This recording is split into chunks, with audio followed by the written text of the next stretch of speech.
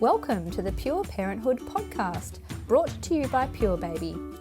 I'm your host, Tiffany Wells, and I'm the head educator here at Purebaby. Hi everyone, we have a very special guest joining us today, the CEO of PANDA, Julie Borninkhof. Julie is also a clinical psychologist who has worked with people from vulnerable and diverse communities. In this episode, we will be discussing an extremely important topic, mental health and its importance as a parent. Welcome to the podcast, Julie. Hi, Tiffany. Thank you so much for having me. Well, it's great to have you. Before we get started, would you mind telling us all a little bit more about PANDA today? PANDA is an amazing organisation. We've been operating for the past 35 years, or 37 years actually. We were established as an advocacy organisation based out of the need of two mums in Victoria, and have grown over all of those years to become a national organisation that's now really well known for delivering the national helpline. Our helpline is one that is staffed by both clinicians and peer support volunteers, and we're funded through the Commonwealth Government.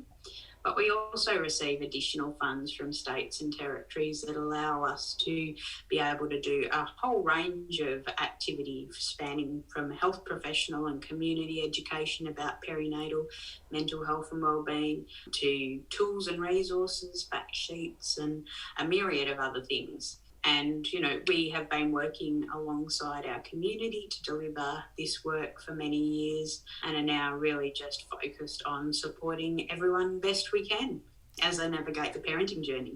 Yeah, wonderful. It's so great to hear that there is that resource out there today, and I think it's wonderful that parents can have access to so much and be able to just jump on and get that support whenever they feel they need it. So thank you so much for sharing a bit more about the amazing work you guys do at PANDA. So Julie, for everyone listening, could you explain what mental health is and some of the common signs for a new parent if they're struggling with their mental health? Yeah, of course. So as many people across the country know, but, more and more so we're starting to talk about, people can struggle with mental health and vulnerability throughout their entire lifespan, both as children right through to older adults. The work that PANDA does focuses in on the parenting journey. So we support people during their pregnancy period, both mums and dads or same-sex birth partners, and also during the first 12 months of a baby's life. And beyond that, we then help refer on to other services. When we talk about mental health and wellbeing during the pregnancy or the first 12 months of Bub's life, we're really talking about people's experience, and everyone is so different. So we know that mental health, when it's maintained is a wonderful thing, but when it starts to go a bit wonky, it can look and feel very different and very overwhelming for people for a number of reasons. At PANDA, we generally deal with anxiety and feeling of depressed mood. And when we talk about anxiety, for most of our callers who are on that journey, it feels like they're being overwhelmed with racing thoughts. They've, often people when they are feeling anxious have an upset tummy. They feel hot and sweaty at times. They feel overwhelmed. They may have racing hearts, feeling like they need to go to the toilet at unexpected times, and that real fight and flight experience is kicking in. When we talk about depressed mood or depression, we're talking about people feeling like they just want to, crawl away, protect themselves, curl up under the doona and not come out. It's that feeling of being really bogged and not able to lift yourself out. Your mood feels flat. You're feeling, often sad and teary. Both depression and anxiety can affect your sleep, either making you want to sleep too much or not being able to sleep enough because you've got racing thoughts. And we often speak at PANDA with those who are calling our helpline around whether or not they're having difficulty sleeping, such as when their baby's sleeping. And we know then that if people just aren't able to catch a few Z's when bubs are down, that they're usually having a rough time. And that just becomes cumulative. The more you can't sleep, the more overwhelmed you feel and the less you feel able to function and deal with day-to-day life. At PANDA, we also support people who may be feeling suicidal, and unfortunately mums and dads during this time can become more susceptible to feeling like they are just struggling so much that they're feeling so faulty and overwhelmed that they don't want to be here anymore. So we talk to lots of parents who are feeling that way. And we also support people with a range of other mental illness experiences that they may have had before they became parents or may have come on while they've been within the pregnancy or first 12 months of baby's life. I think it's so great to have a bit more of understanding about how that might look for people, how that might feel. I know myself with my first, I definitely struggled with some anxiety and depression post having her, and did have a lot of those feelings and probably should have reached out for more help and support.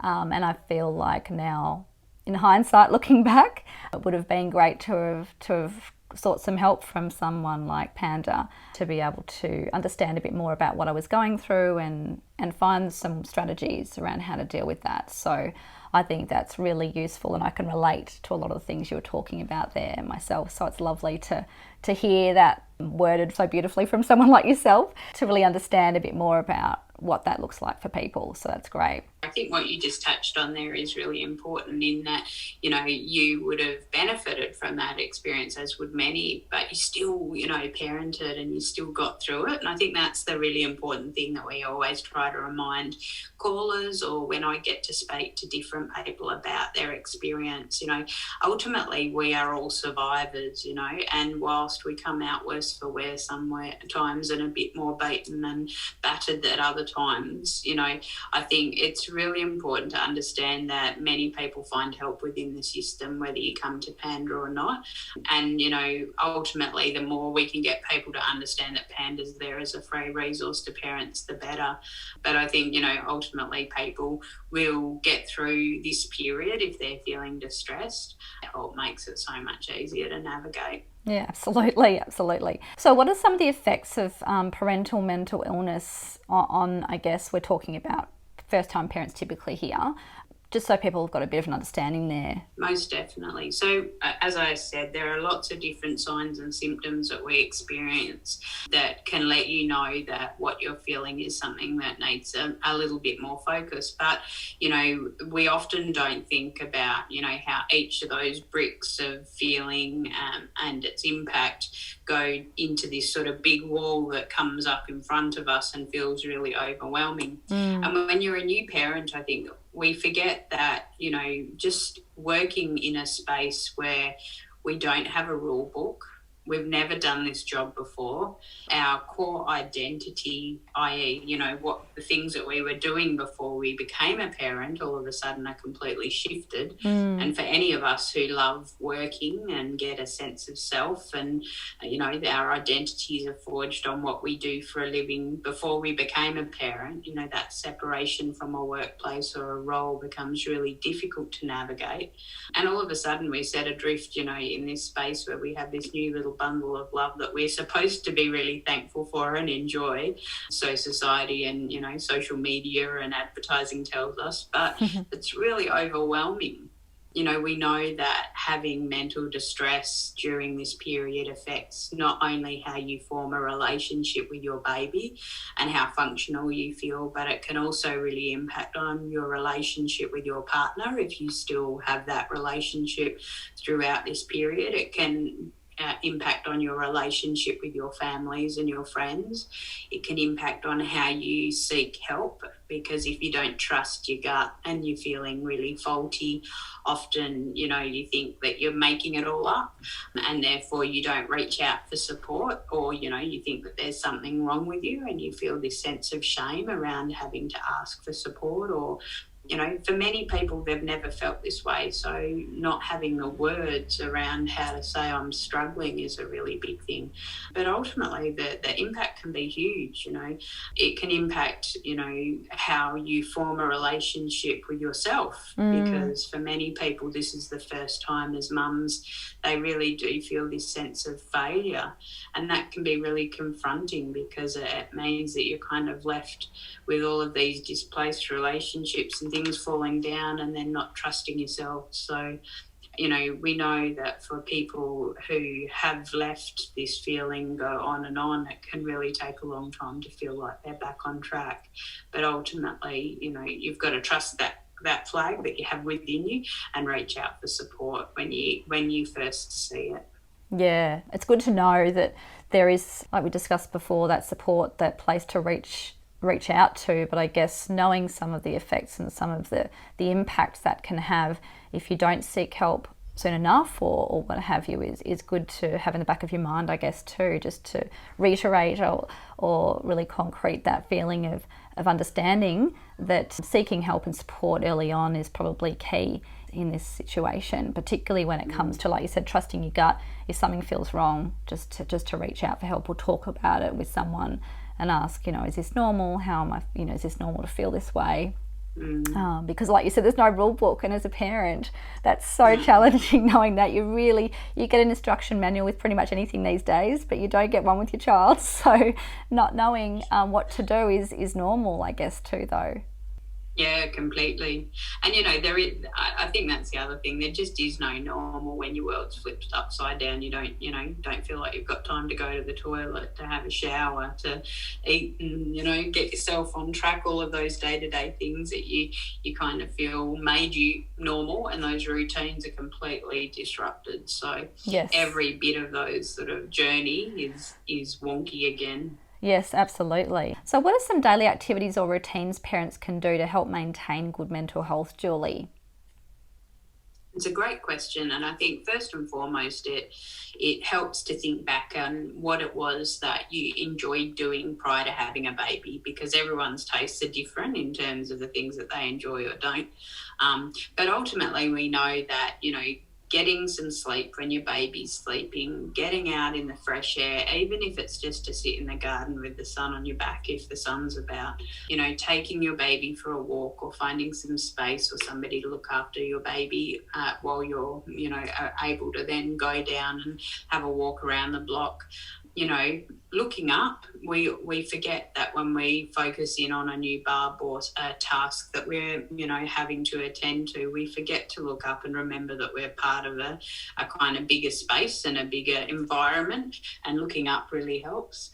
Doing deep breathing when we become really anxious and stressed, often our breathing becomes shallow, our shoulders hunch in, and we find ourselves not getting as much oxygen in our system, which actually helps our blood flow and helps us to feel stronger and healthier. So, taking deep breaths or doing a mindfulness exercise or a relaxation exercise can be really, really helpful. Seeking support through your friends and your family, reaching out to your loved ones and the people that you can just bounce off.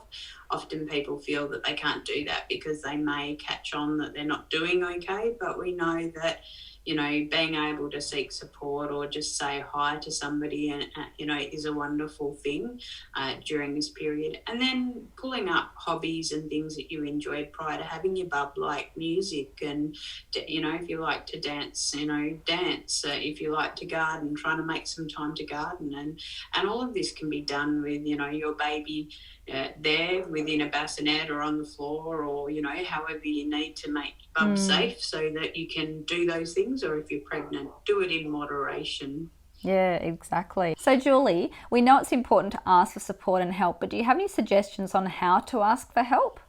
I think first and foremost, remembering that there is no right or wrong way. Often, in relationships or when we feel we need support, we will wait for the right moment or think we need to be able to know how to ask for it. But the reality is there's never a right moment. There's never a right or wrong way to say that you're having a rough trot. So I think first it's just saying, I'm not feeling okay. And you don't have to be able to name it. You don't have to be able to put it into words. You don't need to be able to string a sentence together fully, because you're probably tired and sleep deprived and feeling really overwhelmed. And we know that, being within a pregnancy period or the first 12 months of a baby's life, when you're really tired, you often, got word salad going on, and there's, really difficult to string things together. So I think firstly it's about just reaching out and saying, hey, I'm having a rough time, and taking the conversation from there. If that's all you feel up to raising, and just saying to somebody, I can't talk about it beyond that, I just need you to know I'm having a rough time, that's okay. You know, the other thing I think is when people call our helpline, that's all they can sometimes say to us. And they'll say, you know, I need some help. We'll say, are you safe? We'll get a little bit of information about, you know, how Bub's going and how you're going. We lead everything with questions that are simple to answer. But you at any point can say, no, I need a call back because I don't feel up to talking today. So whether you're talking to a health professional or you're talking to a loved one or your partner, go into the conversation knowing that there's no right or wrong, but, you know, any way that you can just sort of put your hand up and say, I'm struggling is good. That's great advice. I think, like you said, everyone will ask questions differently, won't they? And if you are feeling a bit overwhelmed or you're extremely tired, like you said, I think it can be very tricky to you know, string a sentence together or really articulate what you're feeling. So yeah, that's great advice there too, Julie. Thank you so much. So do mental health issues differ between women and men as new parents, Julie? So we know that, you know, for every individual, their experience and the way they would describe their experience is different. And then, you know, amongst genders, there's also differences in terms of how people experience mental health and vulnerability. You know, we know that for many, you know, men, their experience of stress and anxiety and depression is to feel overwhelmed and to become really frustrated and want to fix it. And when they can't fix it, then, you know, they get quite angry. And that doesn't mean angry as in they're going to lash out and hurt somebody. Quite often they're turning that inward, you know, or it's impacting on their capacity to engage at work, or they're working too much, or turning to, you know, having a few extra drinks of alcohol, or, you know, so it can be really different that way. But we also know that men don't talk about their emotional experience generally as openly as women do. And that's, you know, a well-known fact. It doesn't mean that some men aren't able to put into words what they're experiencing emotionally, but it's just not as natural for men to talk about mental health and well-being and the symptoms of anxiety or depression as readily as women. Quite often they'll use other words around, you know, work's not going so well, you know, I'm having trouble, you know, feeling like I can play sport or engage with, you know, a local club, or it's coming out in relationships in other ways. Whereas for women, you know, their experience of mental illness or mental vulnerability is often very much turned inward. So they're self-judging, feeling that they're faulty, feeling like they're, you know, lacking in hope and that there's anywhere to turn, that they're going to get through it or feel like they're able to cope as a mum. So I think there's these reflections on experience, but again, you know, that's stereotyping at times and it can be different for everybody. I think what you said there too about men typically not being able to necessarily talk about their emotions the same way women can, and that's definitely been my experience generally, not with every man, but typically that's sort of been my experience when even just talking with my close family members, like my uncles or my brothers and so forth. They often do struggle to be able to really express the way they're feeling if they are feeling a bit down or what have you. So I think that's great to kind of just shed a bit of light on that too. And I know myself, just looking back at my own experiences, it's very easy to internalize, particularly if you are not sure about what's going on. But then, you know, that verbalization tends to come out more with that emotional feeling, I think. I think, you know, across the country, Australia at large has always been, you know, we've always found it difficult because we're, you know, Aussie battlers and we're trying to get on with stuff. You know, we've always found it difficult to put into words when we struggle. You know, nobody wants to be in a space where they feel vulnerable, and we all avoid, you know, negative emotions and negative experiences and pain of any kind. So we all avoid it regardless of our background. I think, you know, as we see school children starting to get exposed to more of the meditation and emotional awareness and smiling minds activities that state schools are doing in Victoria, and across the country, we know that, people are starting to have a different way of talking about mental health and well-being from a strength-based perspective.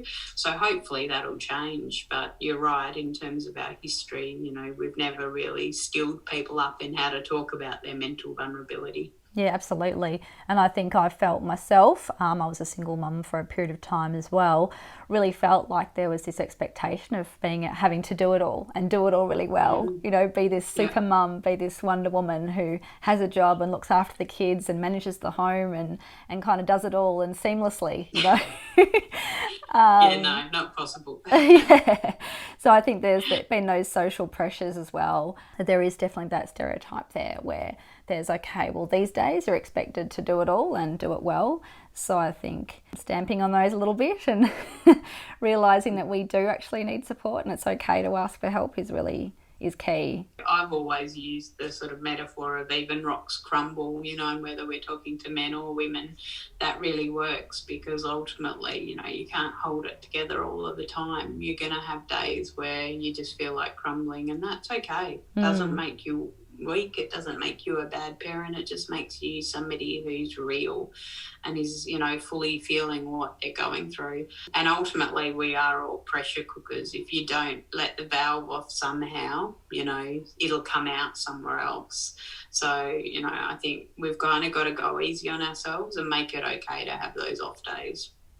Absolutely. So finally, what resources are available for parents to assist with their mental health? I know you mentioned the hotline or the care line that you have. It'd be great if you could take us through a few more of those resources that are available today, Julie. Yes, so as I said earlier, PANDA runs a national perinatal mental health helpline, which is available Monday to Friday from 9 a.m. till 7:30 p.m. Eastern Standard Time, Daylight Savings Time. You can reach out to our helpline via 1300 726 306, and if one of our helpline staff members, who are amazing, don't answer your call straight away, you can leave a message and we'll get back to you as soon as possible, and usually within 24 hours.